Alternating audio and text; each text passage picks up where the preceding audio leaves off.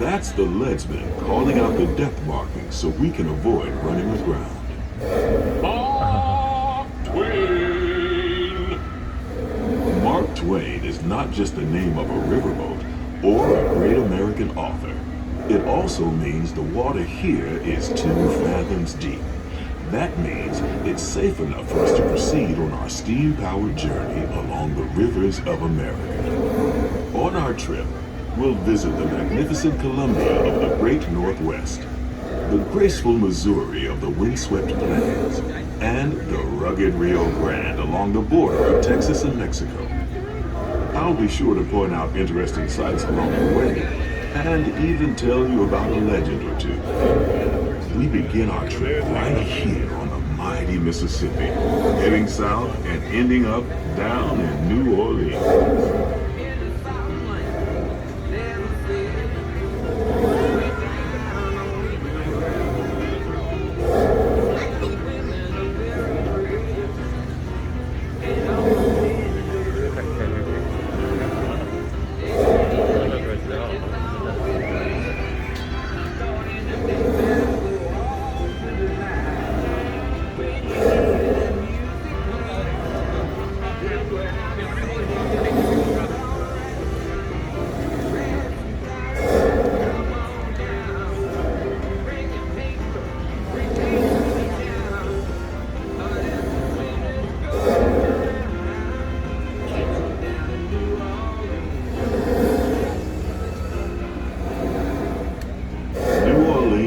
Rich in history, music, good food, and ghost stories. One of those stories involves the old mansion you see over there on the hill. I've heard it said that the place is haunted, filled with 999 ghosts, ghouls, and goblins. And they're looking for one more to make it to 80,000. If you're brave enough, you should see for yourself after we arrive back at the landing in Frontierland.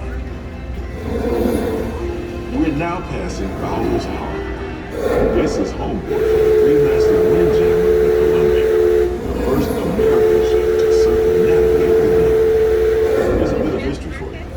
The Columbia set sail from Boston Harbor in 1787. She rounded Cape Horn and became the first American ship to carry the Stars and Stripes around the world.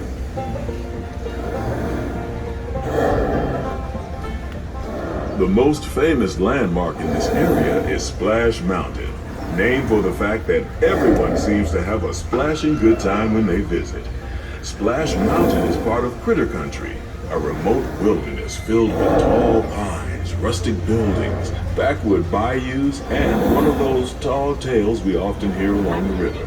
The story is that the birds and animals that live here can talk, sing, and dance. Like I said, just another tall tale.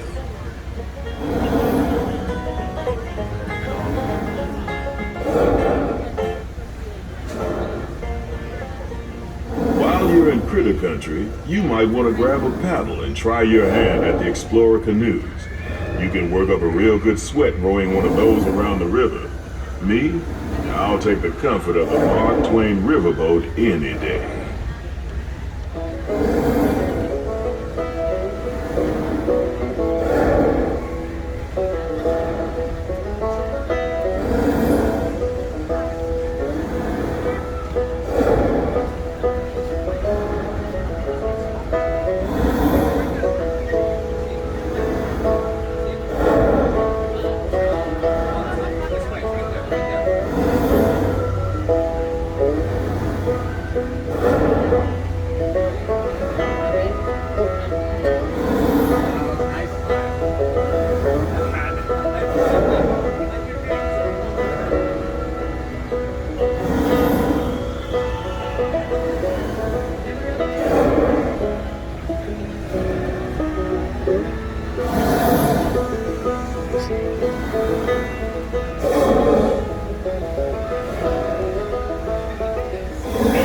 Into the remote areas of the rivers of America, you're in for a real treat.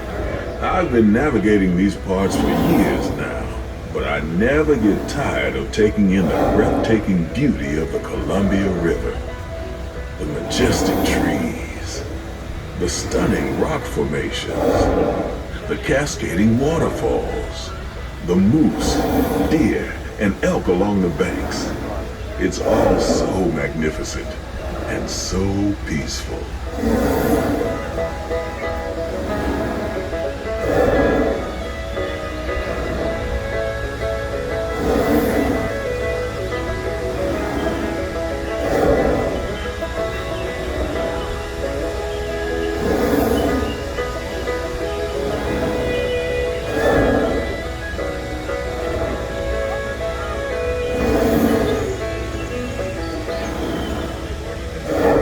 Of the river is an Indian chief, and I do believe he's giving us a sign of peace. That means we're all clear as we head up the Missouri River to the home of the Plains Indians.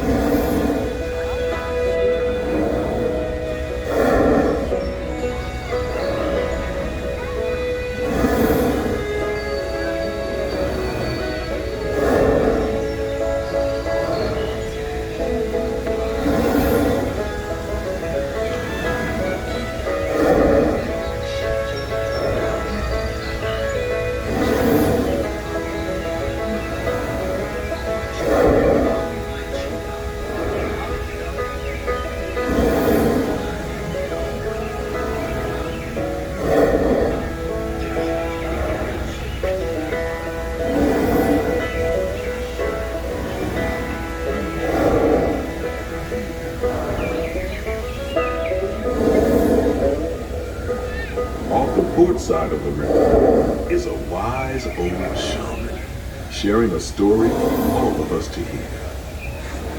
He's telling the tale of how a woodpecker taught a young tribesman to take a hollowed out branch and turn it into that most wondrous of musical instruments, the flute. It's a legend the Lakota have passed down from generation to generation.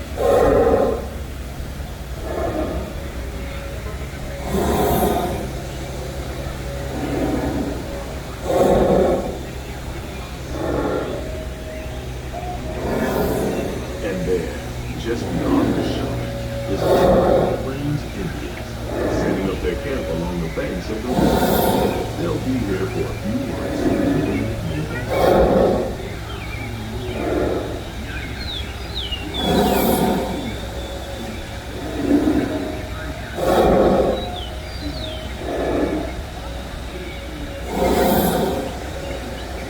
As we continue our journey, keep a close eye on the riverbanks.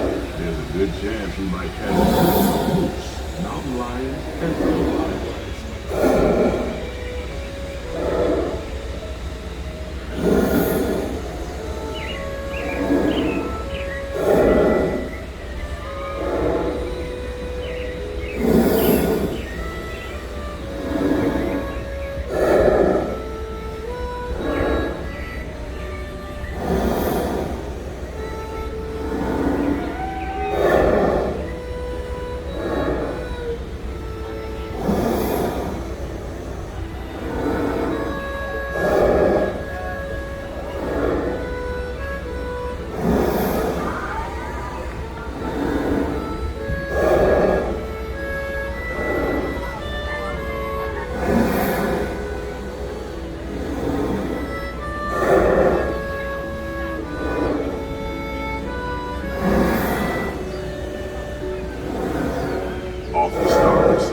Pirate's Land and Tom Sawyer Island. Young Tom always said he wanted to be a pilot, and I think I see why. If you're a pilot, you don't need to get up early in the morning and go to school, and you never have to wash your face and hands. All you have to do is just look for treasure all day. At least that's what Tom Sawyer thought. That's good. That's good.